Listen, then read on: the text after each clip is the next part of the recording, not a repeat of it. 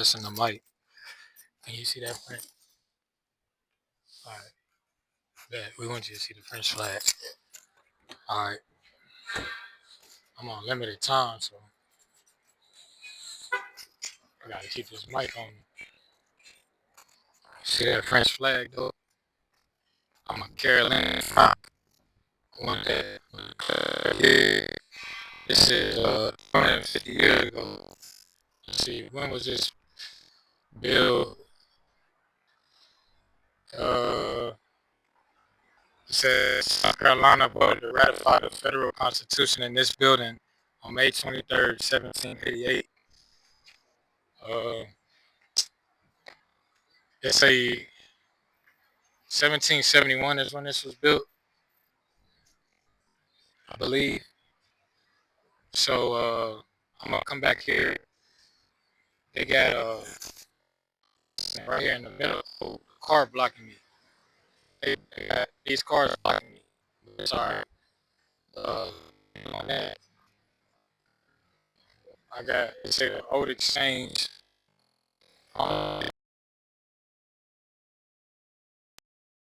Convention 1767, the General Assembly of the British Colony of South Carolina completed in 1771, the United States Congress of South Carolina State Society, Daughters of the American Revolution, held in church for Rebecca Dar, D-A-R, like my name, son. Like my name. So, I'm about to, these are my books here. Alarm clock. See that? Alarm clock. It's pretty dope, ain't it? It's the alarm clock. Today is day 3 of Negro History Week. That was instituted 100 years ago by Carter G. Woodson himself. I really hope that y'all can catch this. I did a whole drop over here about the slave auction joint. I'm gonna have to do another one. But pretty much to sum up what I was talking about there was that this whole territory, this building was for, it say slaves, but it was really prisoners of war. And it said that they had more domestic slaves here than they had the ones that was imported. So this Africa's gift to America, you see my color scheme, I'm kind of matching. You feel them? You feel what I'm saying? So this Africa's gift to America by J. Rogers, and it's talking about the definition of the word slaves and where it came from. And I held it up next to the plaque. It said African slaves were traded here. But this book in page 46 says was Africans the only slaves. You feel me? So this is where the Constitution was ratified. John Rutledge, who was born here, I think he was a Negro. When you look at his, if you look up his pictures, it's a picture online that him look like a Negro. So he very much was so. May have been so. It's also another good book about who are the Celts that talk about majority of the signers of the Constitution and the Declaration of Independence were actually Celtic, of Celtic stock. So this is a really good book to get. Um, I'm gonna see if I can recite some of the facts. Uh, J. Rogers. It's a lot of our history here, but I'm gonna do this again. Uh, I read a fact. Man, it was so crazy, but these guys came up to me, was like, "We need you to move your car," like they was blocking. And I was reading to them about how the first slaves was white folks. I'm about to pull it up.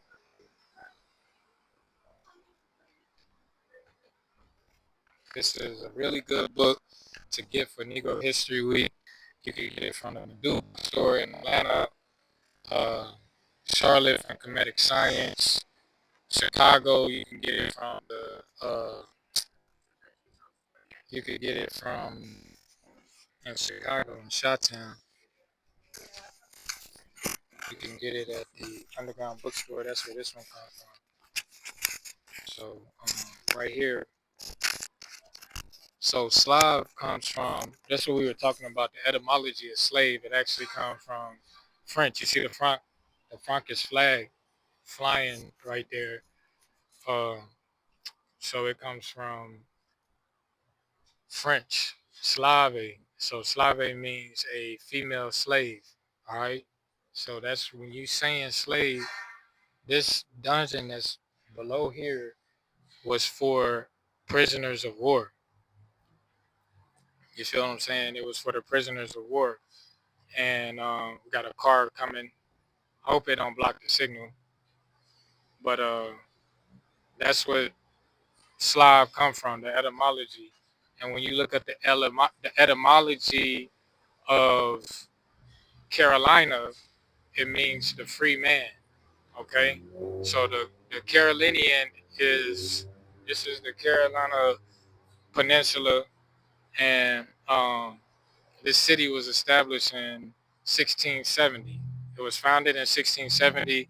However, I think that the streets and the culture, the civilization is older than that. When you do research, when you do your research, the we had tribes, the indigenous tribes are all through here. So this could have been our port city before 1670, but 1670 is when this was established, and we got a constitution from March 1st of that year that says Carolina, and I'm gonna take y'all there too. Um, so fact 41, it says that white American slaveholders used to induce white women to marry Negro slaves in order to hold the women slaves for life. So remember, slave is this female Slav, female Slav. Uh, and then on the facts on slavery, this is where a lot of people, a lot of humans, it says people were traded, like, were traded as property. People, you could be Negro, European, anywhere, Czech, from the Czech Republic, Germany, you feel me? And this building was occupied or sieged when this town was sieged by the British. This was occupied by the British for 2 years, in 1780. Now they say that the British colonies built it, or commissioned to have this built, but you feel me? It's still, like, um, you know, 1780 was when this town was occupied by the British, and they had a lot of troops, and they were allies with the Haitians, which were Germans essentially. So British had ties with Germany and also the American Indians. A good book you should get is Ancient and Modern Britain by David McRitchie, and it's going to talk about the ancient ties between Great Britain and America. And so my family, the slave family, we were tobacco merchants. So on the coast of the Carolinas in Slaveville near Hyde County, that's where my people was trading not slaves, but we were trading tobacco. We're tobacco merchants. You feel what I'm saying? So the gold leaf tobacco come from the slave family. That's where R.J. Reynolds got his tobacco from. It was from my family. You feel what I'm saying? And we got records for the slaves going back to 1655. And then also too, um, the this we traded with England. You know what I mean? We traded tobacco with England. We traded tobacco with Turkey. That's where you get the Turkish tobacco from. It come from Caswell County. We was growing it in Caswell County, and we was shipping it out the ports of Slaveville, and all the way out here too. So Meeting Street is right up there. Meeting Street go all the way. It pours into the Great Wagon Road. The Great Wagon Road is old US 52, right? The old US 52. It go through the Trefo, my hometown. A lady asked me in here actually the other day where I was from. I said, True Song. True Salam. True Salam. That's true peace. The true city of peace. True Salam. Man, I pray y'all can hear me. I pray y'all can hear it. So, right here, we're going to just read this section on slavery. right? So we breaking spells by doing this. It says the word Slav or slave was originally applied to white people. It comes from Slav, a Russian people captured by the Germans. The first slaves held in the United States were not black, but white. They were European, mostly British, who died like flies across the slave ships. On a voyage of 1100 pairs out of 15, another 1500, another 350 out of 400. In Virginia, white servitude was for a limited period, but sometimes extended to life. In the West Indies, particularly in the case of the Irish, it was for life. White people were sold in the United States up to 1826. That was 200 years ago, right? 50 years after the Declaration of Independence, right? So um, it's 250 years after the Declaration of Independence now. You feel me? Um, so this is all historic. It says white people were sold in the United States up to 1826, 50 years at the time after the Declaration of Independence. Andrew Johnson, who was the president of the United States, was a runaway and was advertised in newspapers, right? And between 1526, which was 500 years ago, 1526, and 1859, there were 33 slave revolts in the U.S., which that was headed by Nat Turner of Virginia, 1831. With only 6 companions, Nat Turner set out to free 3 million. The United States Marines and 2 warships were sent against him after he had killed 55 whites and captured several plantations. The Seminoles are runaways and mixed Negroes of Negro descent of Florida fought the wars with the United States to preserve their freedom. Okay, so again to that point, uh, the American Indians, we had treaties with Great Britain. We was getting our gun supply from Great Britain. These are just facts. 1670, the year that this city was founded, allegedly, I think it goes back way further than that though. 1670 in Virginia, it passed a law forbidding Negroes from buying white people. Negroes from buying white people. This was 51 years after the Negro had arrived in chains. The same law was repeated in 1748. Free Negroes brought white people in such numbers in Louisiana that the state made a similar law in 1818. White children were kidnapped in the British Isles. White children, it's a book, it's a TV series called The Outlanders that kind of highlights what I'm reading about right now. I really like that. They're coming out with a new episode in March, a new series season. British, it says right here, fact 67. White children were kidnapped in the British Isles at a rate of several thousand yearly in 17th and 18th century, sold into slavery in America and the West Indies. Sometimes they were bootlegged or sold as Negroes. White Americans, North and South, were also kidnapped or seduced and sold as Negroes as late as 1859. One of the most celebrated cases of a white person sold as a Negro was Sally Muller, who was held in servitude in Louisiana for 26 years. 26 niggas, wow, bitch. Had it. 26 niggas, wow. Court after court ruled against her.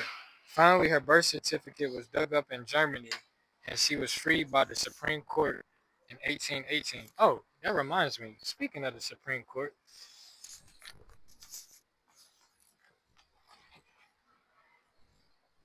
we got the Dred Scott case.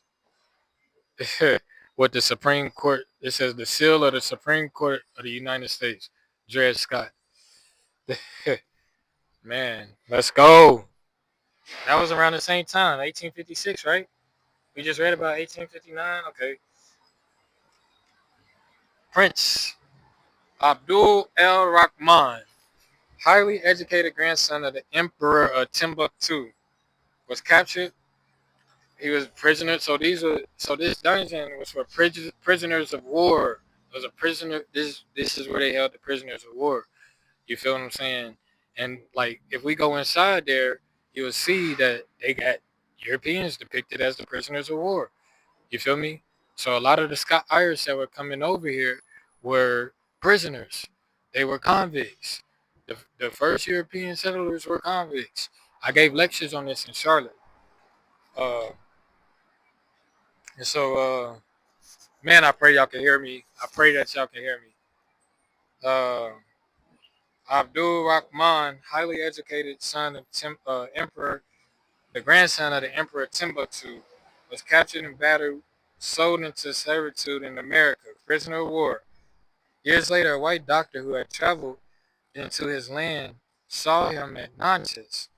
They got a series on this on YouTube.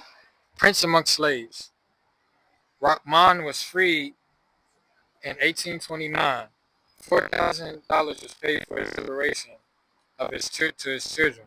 In 1860, right, there were 487,000 free Negroes.